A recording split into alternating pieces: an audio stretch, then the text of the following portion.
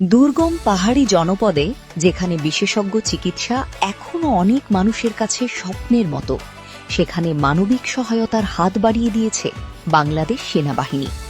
সম্প্রীতি ও উন্নয়ন প্রকল্পের আওতায় রাঙামাটির লংগদুতে সেনাবাহিনীর লংগদু জোনের উদ্যোগে আয়োজন করা হয়েছে বিশেষ মেডিকেল ক্যাম্পেইন ও বিনামূল্যে ঔষধ বিতরণ কর্মসূচি। সকালে লংগদু বালিকা উচ্চ বিদ্যালয় মাঠে অনুষ্ঠিত এই ক্যাম্পেইনে পাহাড়ি ও বাঙালি সম্প্রদায়ের 2 শতাধিক হতদরিদ্র, অসহায়, এতিম, নারী ও পুরুষকে বিনামূল্যে চিকিৎসা সেবা এবং প্রয়োজনীয় ঔষধ প্রদান করা হয়।